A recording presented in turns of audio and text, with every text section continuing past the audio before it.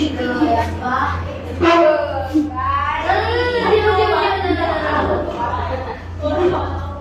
just joking. Sit down. We're just dancing. Is that yours? I know.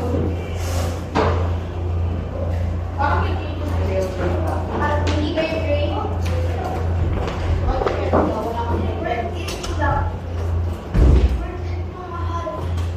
Take your seat na, Calix.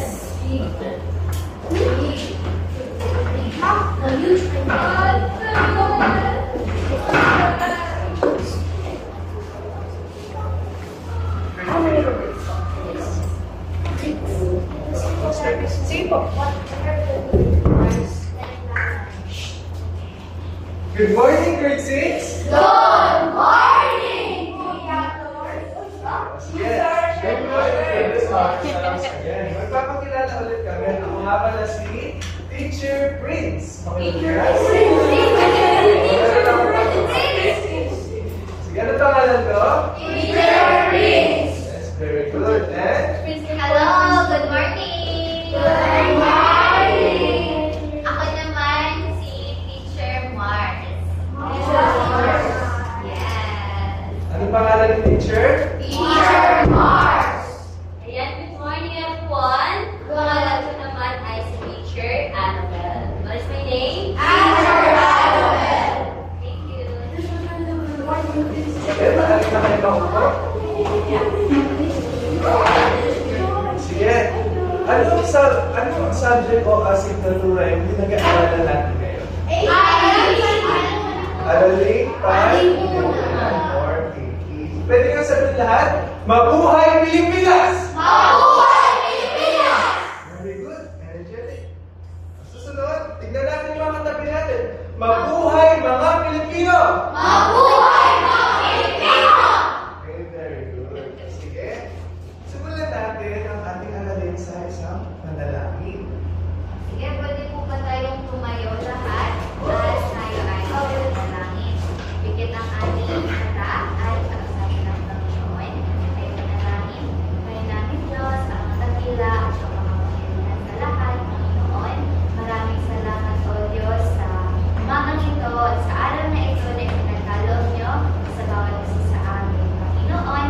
Maraming salamat sa paggabay sa amin makapunta kami dito sa aming paaralan upang mag-aral, Panginoon. Tulungan niyo po kami, nawa kami ay may matutunan, Panginoon, at matutunan namin na mahalin ang aming bansang Pilipinas, Panginoon. I-bless niyo po kami, gabayan niyo kami sa aming pag-aaral, ang aming dalangin sa pangalan ng Jesus. Amen. Okay, ngayon, para sa ating because kilala niyo ba siya? Familiar ba kayo sa kanya? Hindi mo?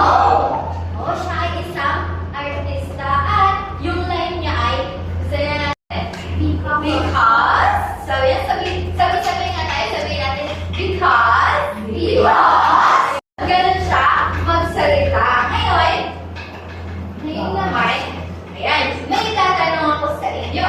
Mahal ko ang Pilipinas. At dudugtungan natin yun. Mahal ba ang Pilipinas? Yes. Oo. Diba? Mahal natin ang Pilipinas. Ngayon, meron kayong 1 minute para isipin yung idudugtong nyo dito sa Mahal ko ang Pilipinas. Magbibigay kami ng example. Kunyari ako. Tapos sasabihin nyo ulit yung because. Okay. Sige. Kapag sinabi kong mahal ko ang Pilipinas, because maganda ang mga tanawin dito. Okay, next example. Teacher Prince. O naman, meron naman entry. Mahal daw ang Pilipinas. Because, Kasi magaganda at gwapo ang mga Pilipino. wow! How about Annabelle? Okay, mahal ko ang Pilipinas because Dahil maraming pasyalan dito. Naisip na ba kayo? Okay, so 1 minute. 1 minute to think. Ikaso ang Pilipinas because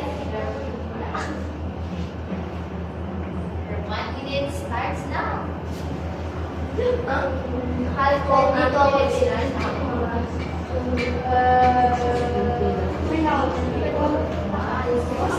Ano ba mayroon sa Pilipinas?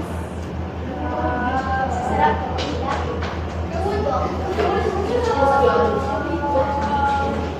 Beach in Tagalog. Beach in Tagalog. Oh, beach. Sila lang ba sila?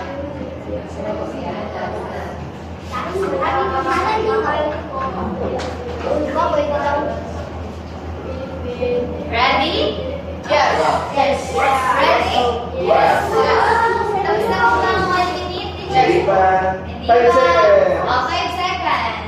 Mapapait ang mga tao.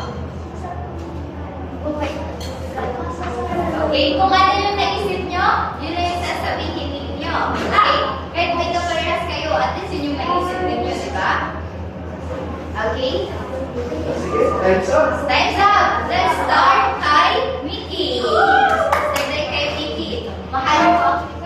Mahal ko ang Pilipinas. Because? They are friendly. Wow! Next, si Dion. Mahal mo ang Pilipinas? Yes. I love the Philippines because you say I love the Philippines. Stop. You say I love the Philippines first. Make sure I love the Philippines. And because.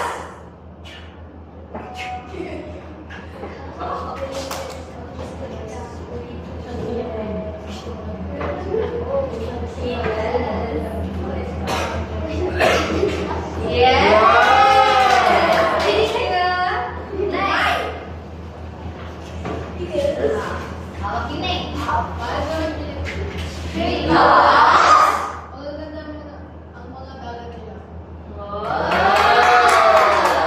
Pagiging kayo sa dagat.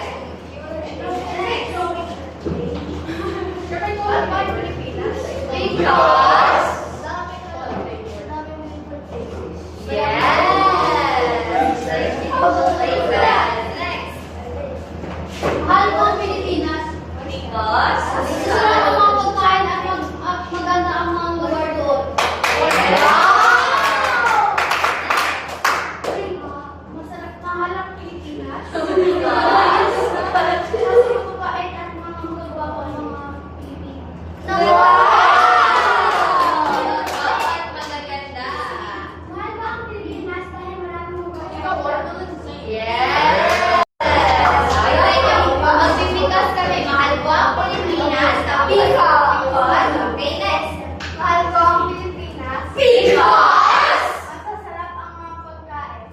Yes!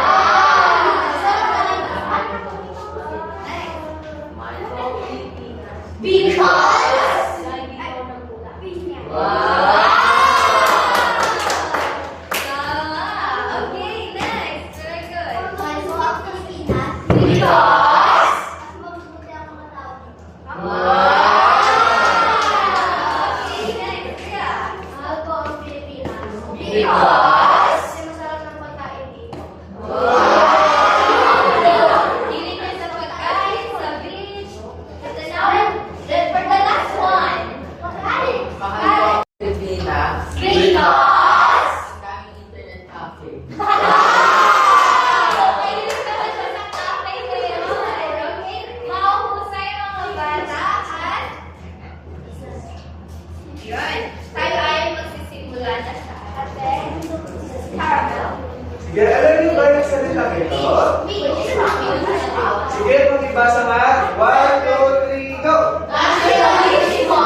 Nationalismo. Ano ang ibig sabihin ng nationalismo?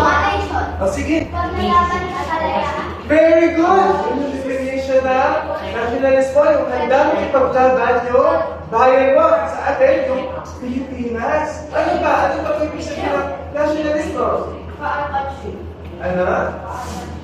Okay, for our country, isa sa mga palatandaan namin, dapat nationalismo ay kapag mas pinipili natin o pinapahalaga ng ating sariling bansa para sa Diba? Halimbawa, kung meron kang pagkakataon na maglingkod mo sa Pilipinas at maglingkod sa ibang bansa, uunahin mo ang Pilipinas, magiging bayani ka dito. Yun ang ibig sabihin ng nationalismo. Sige, alam niyo ba kung paano nag-usbong at sumibol ang nationalismo dito sa Pilipinas? Diba? Sige, yun ang pag-aaralan natin. Ang pinakapamagat ng aralin natin ay pagsiklab ng nationalismo. Pakiulit nga. Pagsiklab ng nationalismo. May pagsiklab ba sa pagbabasa natin? O sige, dapat may pagsiklab habang nagbabasa tayo. Pagsiklab ng nationalismo.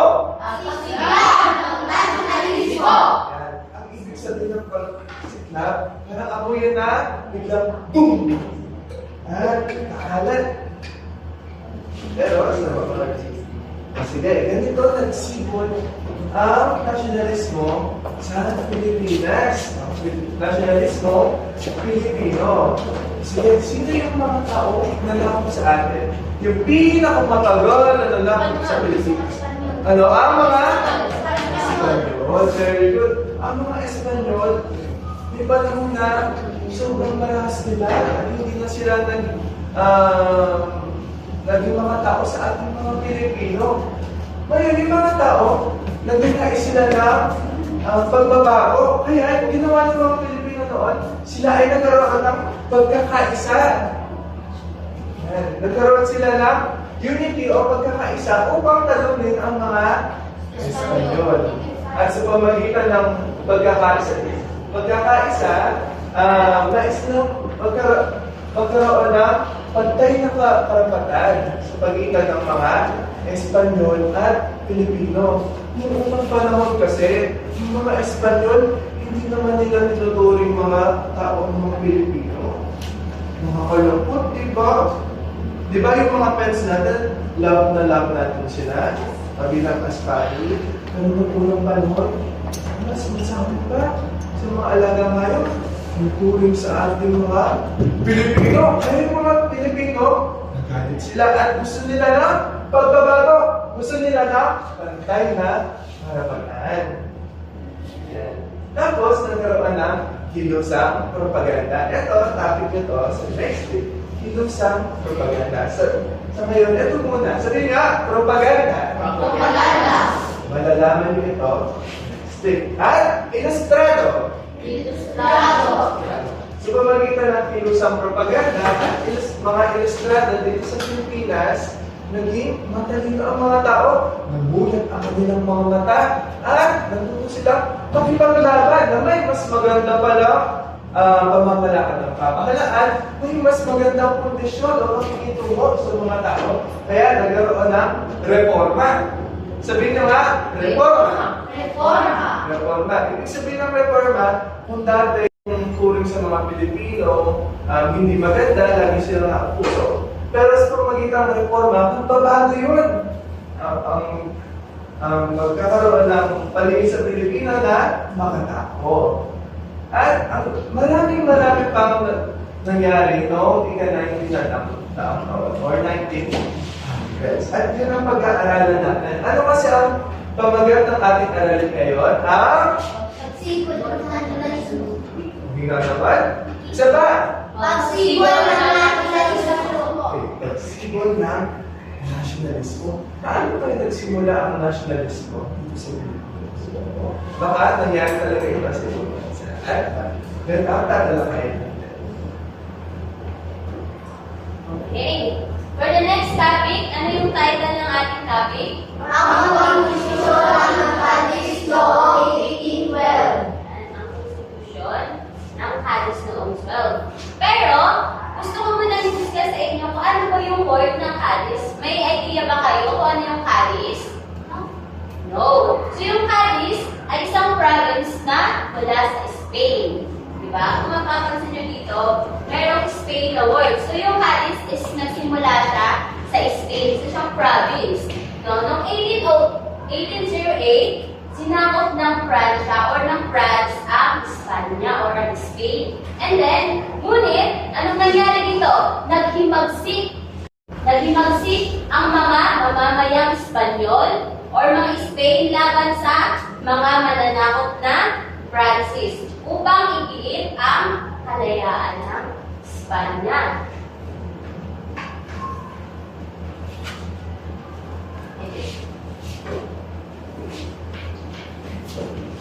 Yan. Noong March 1812, naipasa ang kauna-unahang konstitusyon ng Espanya.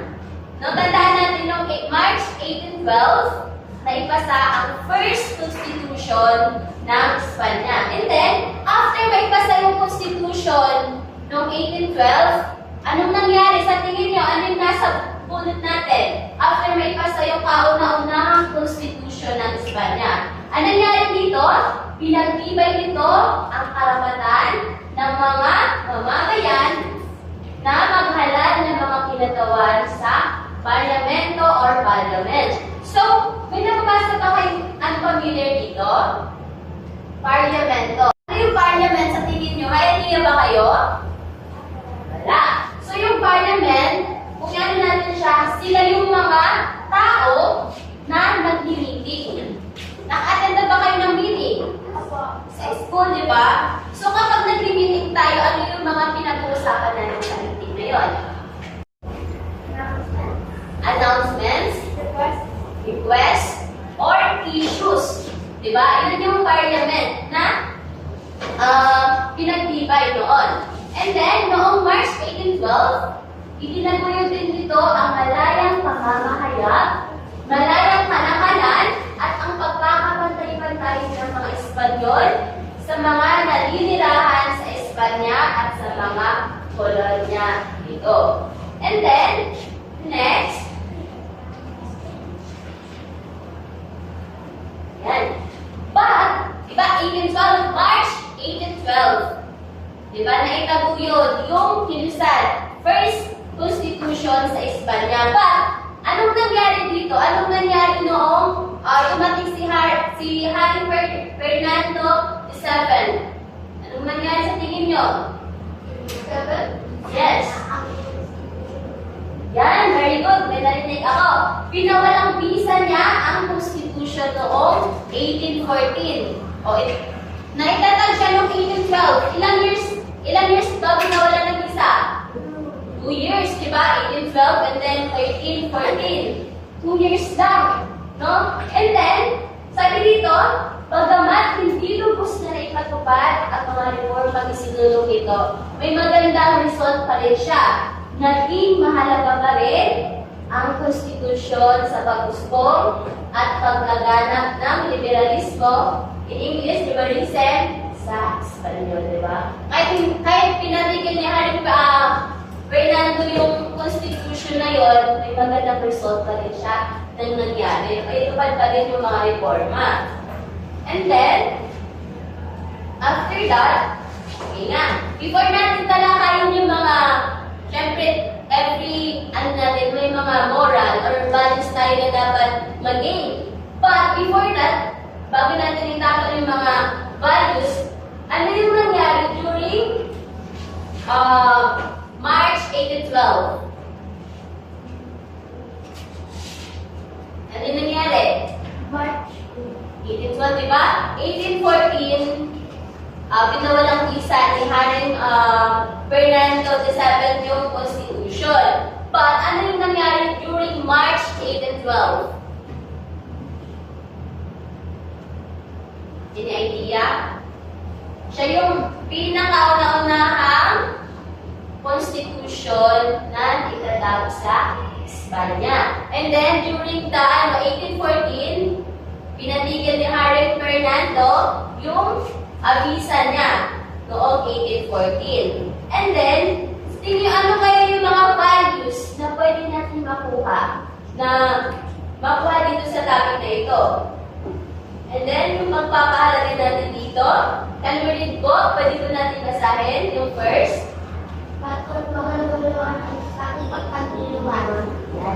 So, we have difference about pagtutulungan at pakikipagtulungan. So, pagtutulungan is yung knowing each other. Di ba? Ito yung pakikipagtulungan, andun ka to help others. Di ba? And then the next one, pangangalaga sa kapaligiran at lipunan. Di ba? Ginagawa po ba natin ito? Inaalagaan po ba natin yung kapaligiran natin? Then, yes po. And then the next one, karapatang pantao at pamamahayag. No, human rights. No, pagkakapantay-pantay. Di ba sinabi kanina dito? Pero pagkakapantay-pantay. And then dito, katarungan at pagkakapantay-pantay. Same lang sila. Pakikiramay at pakikipagkapwa. So, I know naman na everyday, ginagawa natin ito, di ba? Nakikipagkapwa tayo sa kaklase natin, sa kalaro natin, sa kamag-anak natin. And then, next topic, delivery po, Ang pagbubukas ng Pilipinas sa pandaigdigang kalakalan. may idea po ba kayo about dito? So, tingnan natin kung ano nga ba yung nabuksan sa Pilipinas. Basahin po natin. Isa sa Resulta ng konstitusyon ng Hadis ay ang pagkakaroon ng mga nakalalang ganyan sa Pilipinas. Ito ay nagsunod sa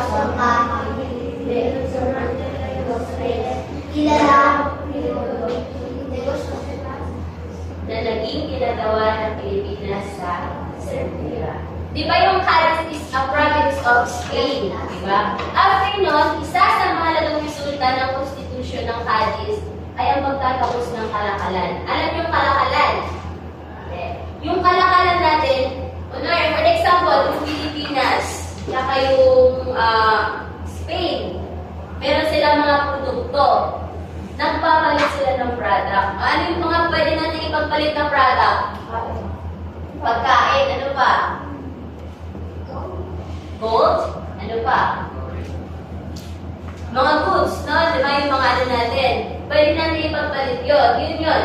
And then, ito ay alinsunod sa mungkahi ni Ventura de los Reyes.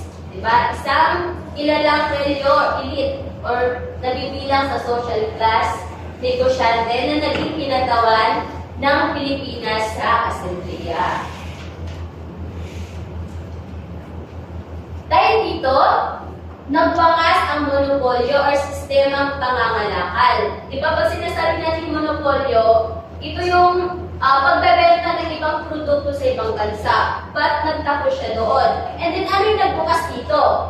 Pinayagan ang mga pribadong barko na magdala ng mga product, ng mga produkto sa Pilipinas sa mga kolonya sa Timog Amerika. So nagkaroon ng opportunity sa Pilipinas na magdala ng mga produkto, di ba? Kung dati sa ibang bansa lang siya dinadala, but nung nagkaroon ng opportunity, nagkaroon din ng ibang produkto sa Pilipinas.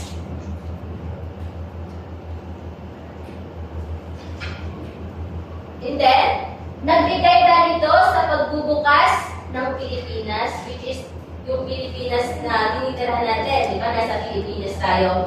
Sa pandaigdigang kalakalan noong 1834. Binuksan ang taungan. Alam yung taungan? Diba na? Yung, di ba, may barko. Port. Alam yung port. Here. Nakita na kayo? Barko, tapos, ito yung parang ano niya. And then, doon siya dadaong.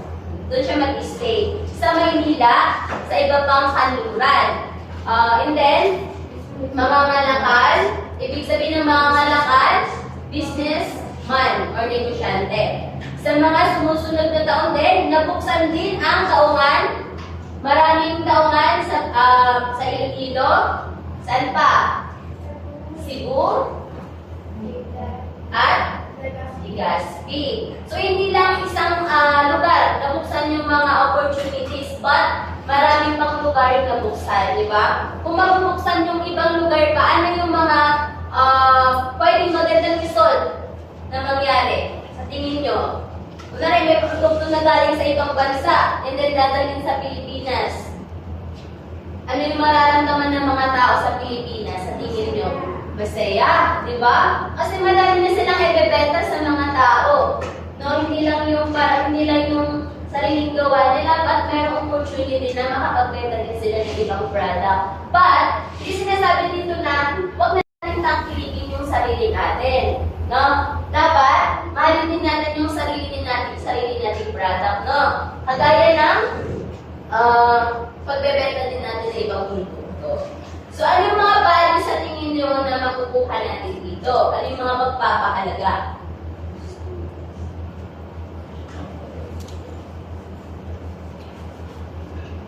Diba? And then dito, dahil din sa mga product na pumapasok sa Pilipinas, dito sinasabi dito na madaming mga dayuhan, mga foreigner, na gustong magtayo ng mga negosyo sa Pilipinas. O, sa tingin nyo, may alam ba kayo na galing sa ibang bansa nagtayo ng negosyo sa Pilipinas? Ano po? Jollibee? McDonald's? Diba? Yung China, ano yung mga mga product na tinayo dito? Kimchi sa Korea. Kimchi. Kimchi dito.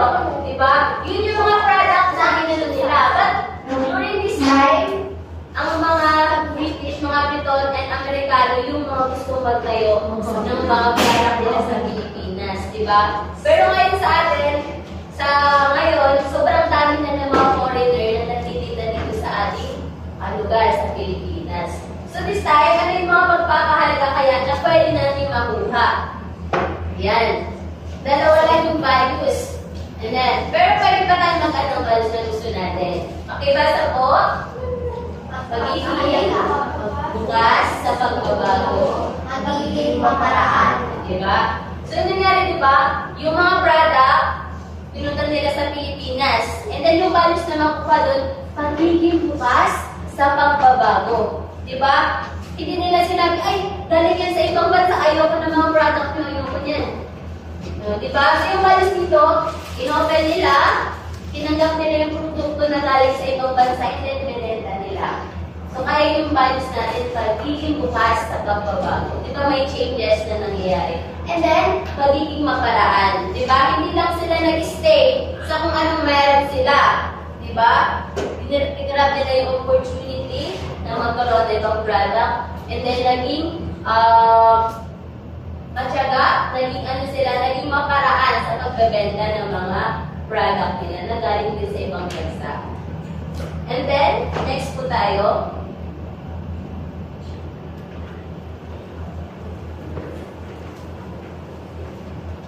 Okay, sunod naman tayo ang basahin lang po natin ito. Ang pagbong ng klase o gitnang uri. So, noong ika-19 na daang taon, dito umusbong ang ekonomiya, ang mga kagamitan natin, ang mga resources natin. At binuo ito ng mga mistisong Espanyol at mistisong Chino. At doon din ay noong nagkaroon na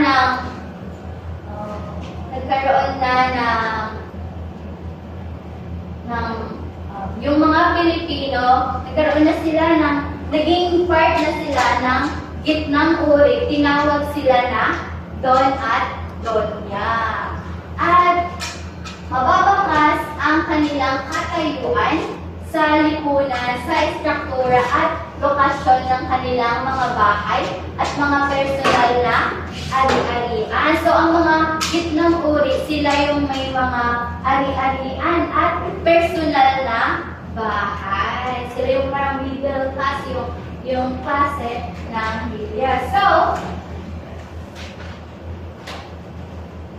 ano ang makukuha natin doon na ang pagpapahalaga natin doon. So, pwede natin matutunan doon ang pagiging makabansa. Pagiging makabansa na kahit anong uri ng klase tayo, kahit pa hindi tayo mayaman or mahirap, nasa middle class, ganun, maging makabansa tayo. At mahalin natin ang Pilipinas. At pagiging responsableng pamamahala sa pananalapi. Dahil umusbong na yung ating ekonomiya, dapat natutunan natin na pahalagahan yung ating mga ari-arian natin, yung mga pera natin, gano'n. Ano natin yun? Mapapa-usbong. And next, ang reforma sa edukasyon noong 1863. Noong 1863, pinatupad ng Espanya ang dekretong nagsusulong ng mga reforma sa edukasyon. So, ayun, noong 1863, pinatupad ng mga Espanyol na magkaroon din sa mga primarya ng edukasyon para sa kanila. So, nagkaroon ng edukasyon hindi lang sa mga middle class, kundi din sa mga primarya. Okay? Noong 1863. At sabi, kailangan nating pahalagahan or ang pagpapahalaga dito ay pagpapahalaga sa edukasyon. Dahil binigyan tayo ng chance para makapag-aral, binigyan sila ng chance kahit na anong uri pa sila. At higit sa lahat yung mga primarya, binigyan sila ng chance para makapag-aral. At pagmimiti ng mabungang kinabukasan. Okay? Dahil may chance sila para makapag-aral, ayun ay kanilang pag-iigtingin or pag-uusbungin para sa magandang kinabukasan. Katulad din yung ngayon na nag-aaral, mayroon kayong maiaambag sa ating bansa para mapaunlad pa ito. Tama po ba yun? Okay.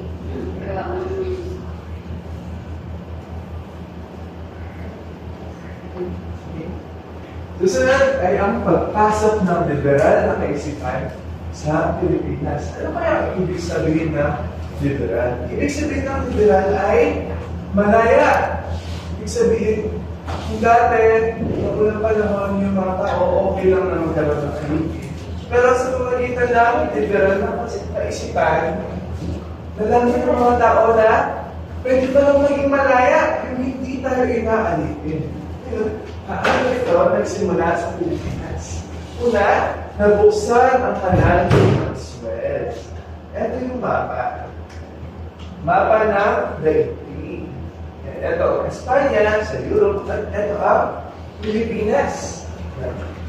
Noong unang panahon, ang Espanya, para makaabot sa Pilipinas, kailangan nilang dumaan sa Karagatang Pasipiko, o in English, Pacific Ocean. Sa Pacific Ocean, maalon, delikado, at medyo malayo din. Malaking karagatan ang Pacific Ocean.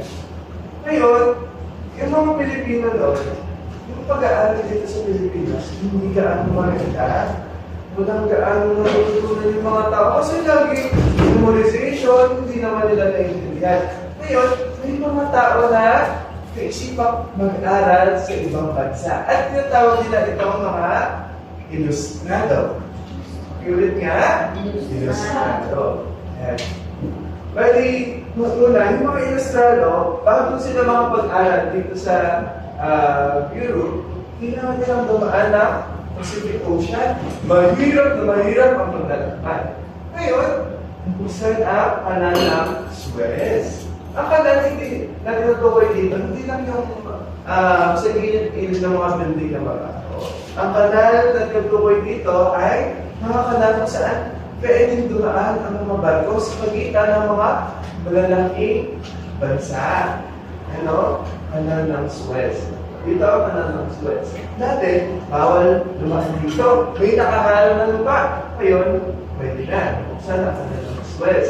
Dahil ang dali ang pag-travel nila, mas maraming Pilipino ang nakapag-aral. Mas mura na rin ang pamasahe. Kaya sa pamagitan nun, Loka ba lang kasi, mahalaga na yung mga ilustrado makapunta sa Europe.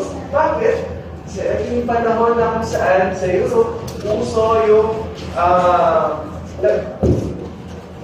pagpapalagaan ng karapatang pantao. Ibig sabihin, hindi na sila mananakot sa ibang lugar. Pangalawa, revolusyon. At mga bagong uri ng pamahalaan na hindi na kailangan maging mahigpit.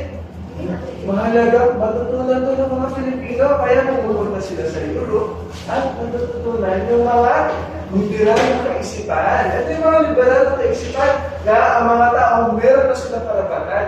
Liberal na kaisipan na pwede pa naman mag-revolusyon, ipaglaban ang karapatan natin at bagong uri ng pamahalaan. Hindi na nangaalipin ng mga Pilipino. Sa pamamagitan ng mga ilustrado o yung mga tao na nakapag-aral o mga Pilipino na nakapag-aral sa ibang bansa at mga malakal. Ano kasi English ng mga malakal?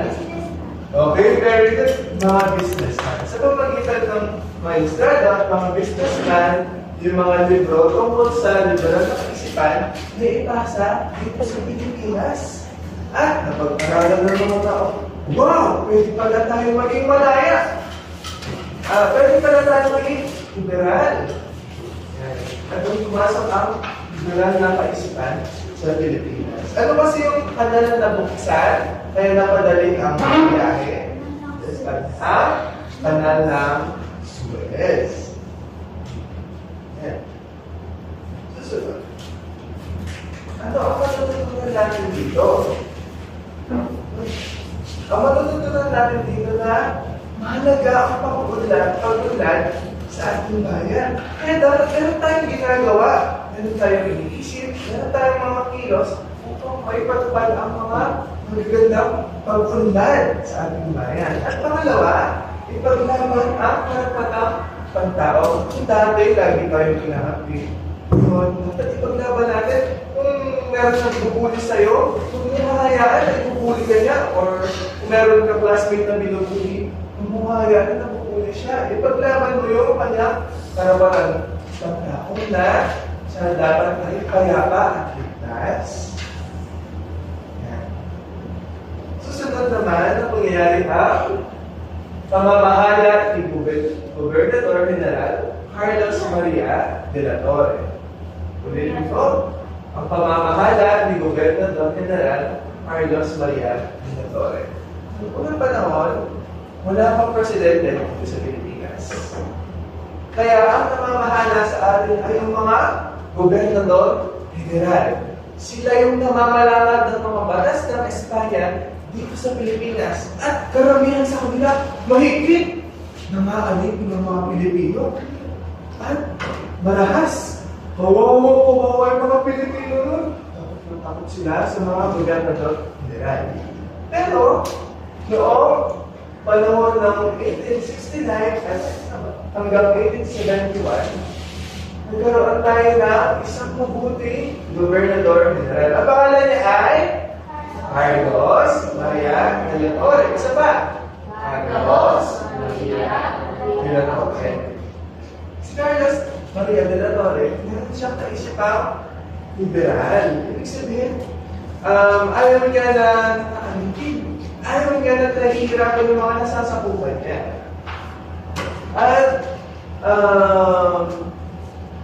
sa panahon nun, na pinatalsik si Reina Isabela sa Espanya, pumalat yung liberal na kaisipan sa Espanya. Kaya napasad ko kay Gobernador General Carlos Maria de la Torre. At tiniginawa niya sa Pilipinas, meron pa yung kalayaan. Kaya dahil doon, malaya yung mga Pilipino, nagkaroon ng patas na karapatan. Yung mga Pilipino, tuwang-tuwa, hindi na sila alipin. So, yung mga Espanyol, basher sila ni Carlos Maria de la Torre, hindi sila natuwa. Lalo na yung mga parayle o yung mga pare ng unang panahon. Yun yung naganap. Sa pamamagitan ni Carlos Maria de la Torre, nagkaroon ng liberal at demokratikong patakaran. Ibig sabihin ng demokratiko, hindi lang para sa mayaman. Hindi lang yung batas, hindi lang para sa namumuno, kundi para sa lahat ng mga tao. Merong boses ang mga Pilipino ng panahon ni Gobernador General Carlos Maria de la Torre. Kaso, naiinit yung termino ni Gobernador General Carlos Maria de la Torre. Natapos ito noong 1871. At ang pumalit sa kanya ay si Rafael de Izquierdo. Isa pa? Gobernador General Rafael de Izquierdo. Ang hinalan na ito, conservative. Sabi, hindi siya katulad ni Gobernador General Carlos Maria. Kaya dumating din yung panahon, ang hirap ulit ang mga Pilipino. Pagkaman, maikli ang panahon ng pamamalakad ni Gobernador General Carlos Maria de la Torre. Ngunit, na-realize mo mga Pilipino, pwede pa lang gano'n. Hindi tayo inaalipin. Anong pangalan ng Gobernador General ng Liberal? Siya ay si Carlos Maria de la Torre. Sure. Anong pangalan niyo ulit? Carlos. Ano ang malalaman natin tungkol sa kanya? Unang sa lahat, ang pangahalaga na maging tayo mabuting halimbawa. Yung mga gobernador na noon, karamihan sa kanila, marahas. Pero si Gobernador General Carlos Maria de la Torre, siya ay isang naging mabuting halimbawa sa mga Pilipino. Kaya, lalong napatibay ang kaisipang liberal sa Pilipinas. At pagiging mga tao na hindi dapat nakaalipin, hindi dapat nakaapak ng karapatan ng iba, hindi dapat tayo nananakit ng mga estudyante. Ang susunod naman ay ang pagbitay kina Gomburza. Nalarinig niyo na ba ang Gomburza? Yes! Sige, ano yung nalalaman natin tungkol kay Gomburza? Ang ibig sabihin ng Gomburza ay sina Padre Mariano Gomez or Gom, Padre Jose A. Burgos or Bur, at Padre Jacinto Zamora, Zac. Gom, Burza. Isa pa? Gom, Burza. Gomez, Burgos, Zamora, Gomburza. Kaya sino ang mga Padre Gomburza? Una sa lahat, sila ay mga mga parang Pilipino, mga kababayan natin sila Gomez, Burgos, at Zamora. Ngayon, meron silang pinaglalaban. Ito ang tinatawag na kinusang sekularisasyon. Ibig sabihin na sa mga simbahan, pwede na dapat mamuno yung mga Pilipino kasi bansa natin ito. Tapos iba yung mga namamahala. Mga Espanyol yung namamahala. Tapos sobrang silang marahas at mapapambuso. Kaya sinusunod nila ang kinusap sekularisasyon. Yan, Pilipino, palit sa mga parokya o simbahan. Ngayon, ang kaisipan ito, hindi nagustuhan ng mga paring Espanyol. Katulad ng mga Dominicano, Agustino, Franciscano, at Recoleto. Hindi nila ito nagustuhan kasi mawawalan sila ng kapangyarihan. Yes? Hindi nila ito nagustuhan kasi mawawalan sila ng karapatan sa mga simbahan. Kaya, tapos isa pa, nagkaroon na pag-aalsa sa Cavite noong ika-20 ng Enero, 1872. Yes? Yung mga magagawa noon at saka mga sundalo, sinisingil sila ng malaki. Halimbawa yung mga meron tayong baon na 100 pesos every day. Halimbawa lang. Tapos meron kang bully. Yung bully, kinukuha niya yung 70 pesos ng 100 mong baon. Ilan na lang matitira? 30. Di ba masakit yun? Para sa'yo dapat yung 100, tapos kukunin yung malaking halaga. Yun yung paniningin ng pana. Halimbawa lang yun ibig sabihin, meron malaking tax na kinukuha yung mga yung gobyerno mula sa mga sundalo noon at sa mga Pilipino. Kaya nag-alsa sila sa Cavite. Pinaglaban nila yung mga pana nila at nagtalo nila ang mga Espanyol. Kaso, nagalit ang mga Espanyol at inaresto ang mga Pilipino. Pinaglalaban lang nila yung karapatan nila tapos inaresto yung mga Pilipino. At nagkaroon ng pagbitay noong presidente ng Pero, hindi 72. Noon karahas ang lipunan noon. Yun, isa sa mga nagbitay ng unang panahon ay ang Gomboza. Sinisi sila sa pag-aalsa dito sa Cavite. Pero ito yung pinaglalaban nila, pinusang sentimentasyon. Dahil ayaw din sila ng mga parang Espanyol, nagaganap yung mga to, sinisi sila, kaya sila ay binitay. Ano ba yung pagbitay? Ako. Ang pagbitay ay ang hindi karakas. Ganon katindi ang mga Espanyol sa mga Pilipino. Kaya ang mga tao, ang mga Pilipino, namulat sila. Grabe na yung mga ginagawa ng mga Espanyol. Pinaglalaban lang nila yung karapatan sa simbahan at sa pananalapi. Pero, pinapahirapan nila tayo. Marami pang nangyari. Kasunod ng propaganda. Pero sa ngayon, ito muna ang mga pinag-aralan natin. Ano-ano? Una ang Konstitusyon ng Cadiz noong 1812. Isa pa? Konstitusyon ng Cadiz noong 1812. Isa pa?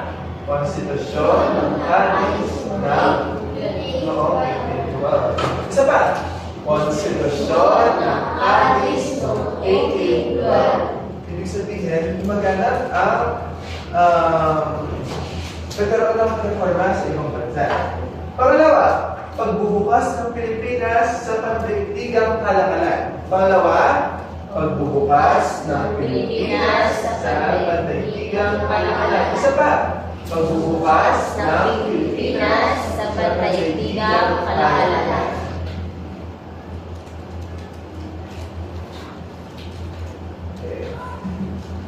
Next. Pag-usbong ng klase, media o gitnakuri. Pag-usbong na klase, media o gitnakuri. Ano yung una? Ang konstitusyon ng Cadiz. Noong 1812. Pangalawa, ang Pagbubukas ng Pilipinas sa pandaigdigang kalakalan. Pangatlo, Pag-usbong ng klase, media o gitnang uri. sa Pilipinas, nagkaroon na ng middle class. Ibig sabihin, may mga Pilipino na nagkakaroon ng magandang edukasyon at magandang kinabukasan. Pang-apat, reforma sa edukasyon noong 1863. Reforma sa edukasyon noong 1863. Isa ba? Reforma sa edukasyon noong 1863. Isa pa? Reforma sa edukasyon noong 1863. Panglima, pagpasok ng liberal na kaisipan sa Pilipinas. Pagpasok ng liberal na kaisipan sa Pilipinas. Ano yung una? Ang Konstitusyon ng Cadiz. Pangalawa, pagbubukas ng Pilipinas sa pandaigdigang kalakalan. Pangatlo, pag-usbong ng klase media o gitnang uri. Pang-apat, reforma sa edukasyon ng 1863. Isa pa, reforma edukasyon noong 1860. Panglima, pagpasok ng liberal na pamahalaan sa Pilipinas. Pang-anim, pamamahala ni Gobernador General Carlos Maria de la Torre. Ang pamamahala ni Gobernador General Carlos Maria de la Torre. Panglima ay pang-pito, pagbitay ni Nagong Bursan. Isa pa, pagbitay ni Nagong Bursan. Sige, bibigyan ko kayo ng isang minuto para i-memorize yung pagkakasunod-sunod ng mga pangyayari. Tapos, magkakaroon tayo ng game.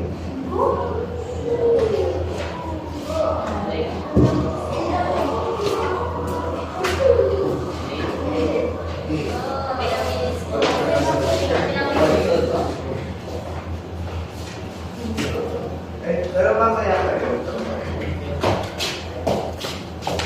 Okay.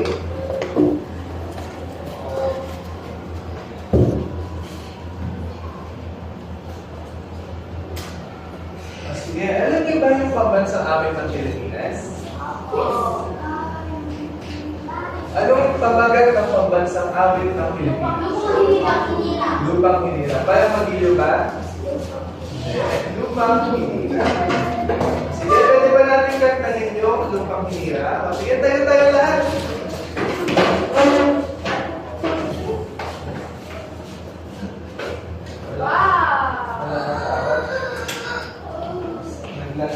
O, sige. Kamay sa puso. Handa. Awit. Bayang magiliw, pwestong sinamanan, anak ng puso, sa dilim mo'y buhay. Lupang hinirang, duyot ka ng magiting, sa manlalupi, di ka pasisiin, sa dagat at bundok, sa simoy at sa langit mong mukha. May nilagang tula at awit sa bagayang minamahal. Ang isang ang matawad mo'y tagumpay na nagtiniling. Ang bituin at araw na kailan pagmay na magdidilim. Lupa ng araw ng hangin at sinta, buhay namin sa piling mo. Ang ligaya na may makaapi, ang malayang dahil sa'yo. Siyempre din na tayo mag-report sa bawat pagkakataon na pinakanta natin ang lupang hinirang. Alalahanin natin ang mga Pilipino na pinaglaban at karapatan natin laban sa mga nanakop sa atin, sa mga nagkakabuso sa atin. Sige. Lumako na tayo sa ating pangkata. Sige, bibigyan namin kayo ng mga pangyayari dito. Sige, meron ba? Sige, huwag kayong matakot. Sige, pwede ba natin i-divide sa dalawang grupo? Sige. Count tayo ng 1, 2, 1, 2. Sige, start tayo here. 1, 2, 2.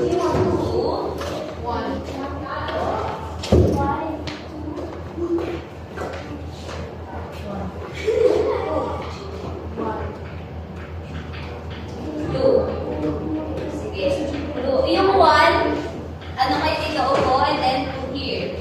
Put yourself na. 1, 2. Emma. May gawa ng circle sa mga grupo.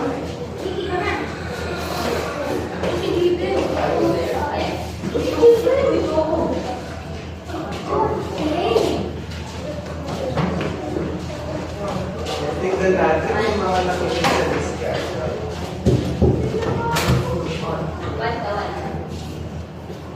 May gawa kayo ng bilo? Ibigay namin sa inyo ang strip ng papel na ito. Pagsusunod-sunod nyo lang ang mga pangyayari. Merong 7 kaya Pag-ibigay nyo na tamang pagkakasan. Sige. Ready na?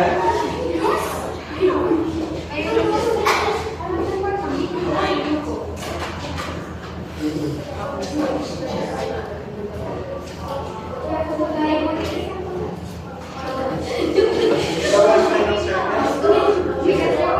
Hindi namin kayo 3 minutes tayo ba?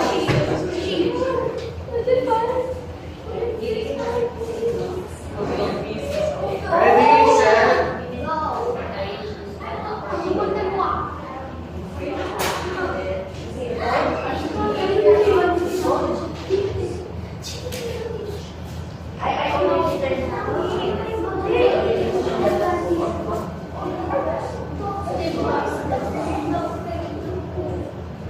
Ito yung up. Ito yung This one, you need to arrange this one.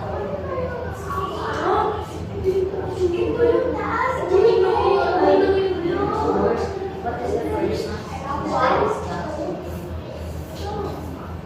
sasabihin ko naman kung kailan nyo ang nasa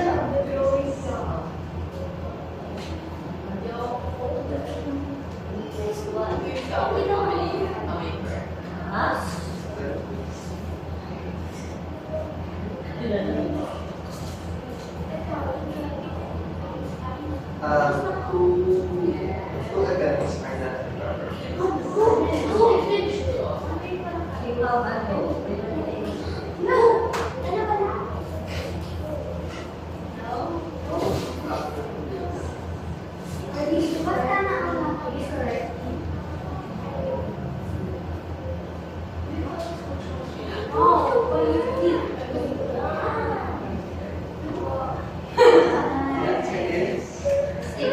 correct. Nandun sila dahil.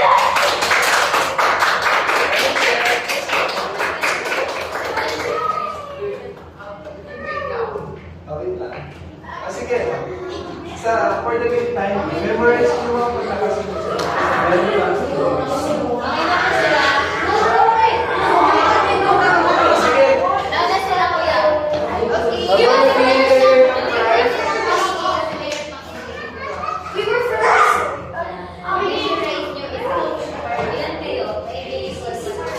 Ilan kayo? Meron naman tayo.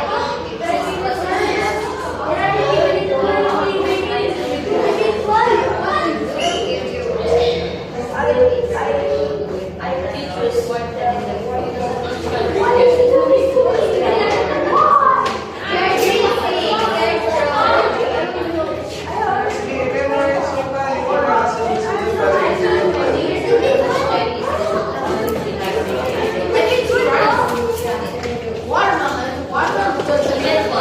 Sige, go back to your places.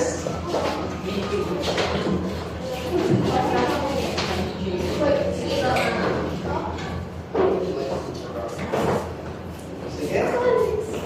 Go back to your places. Proper places.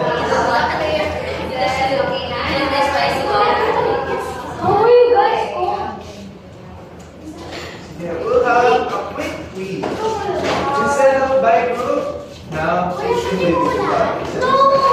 Tignan natin kung sino yung mga nakunik. Dito.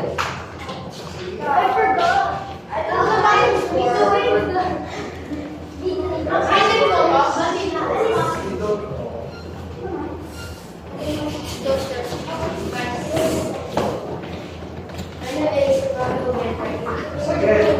On your paper, you will see 7 events and 7 circles.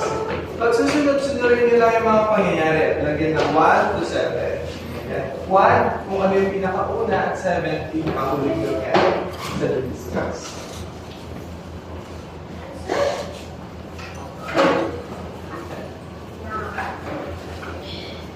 Yeah, as soon as you get your paper, you may answer.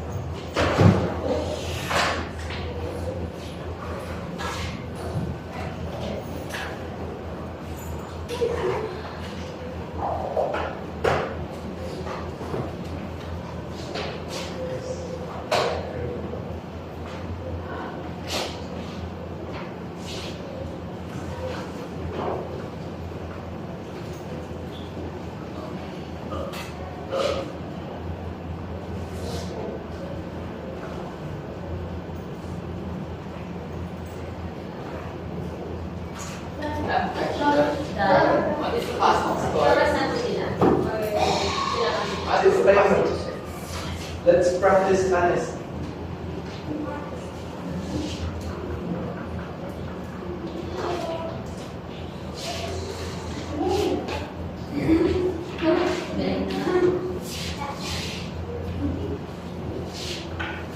This is a passing score. Oh.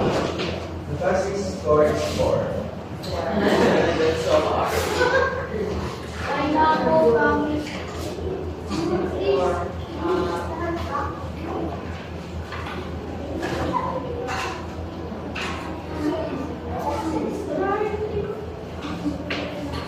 Nine? No. And yes. I just Yeah. You can just pass away. Ay, sorry. Check it. Hold that one because you're the one. Go check. Oh, Sige. Is everybody done?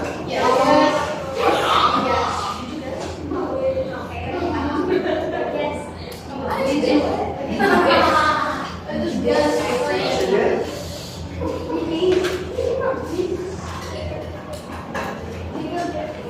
I'm going here. I don't want to eat this. What are the two last numbers?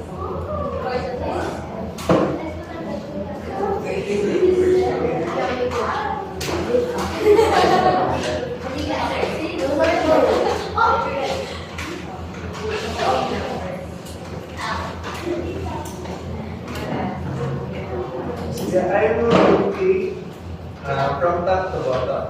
You check ka? Okay.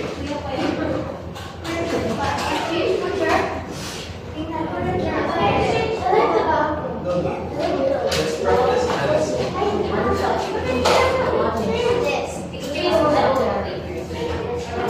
You will check your own papers.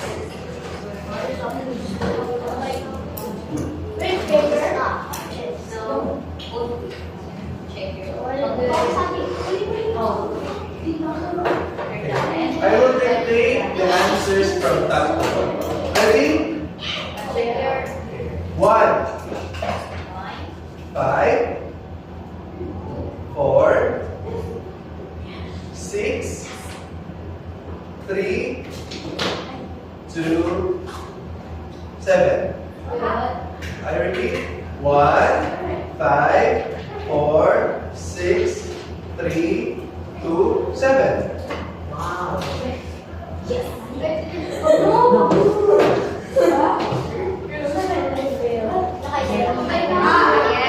Ayun, I got two. That's the bottom. Again.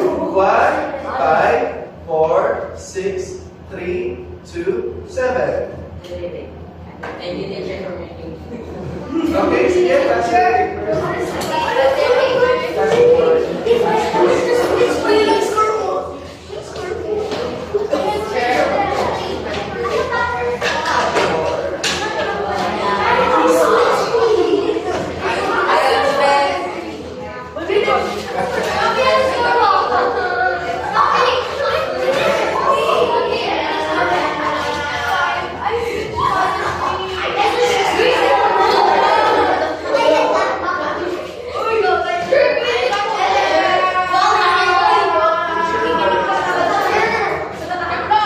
Wow.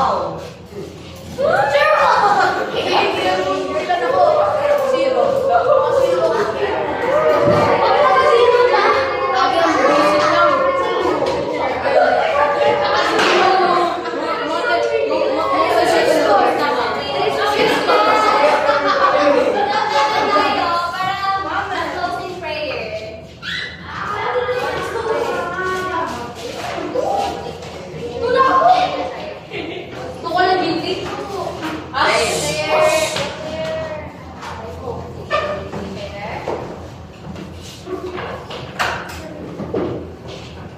Okay, let's close our eyes and pray to God. Dear Father God, we thank you for this day. Thank you for guiding us. Thank you for give us strength, give us knowledge to study this morning. And nagpapasalamat po kami sa mga teacher na nandito ngayon na nagtuturo. And we thank you for Teacher Florence na nandito din po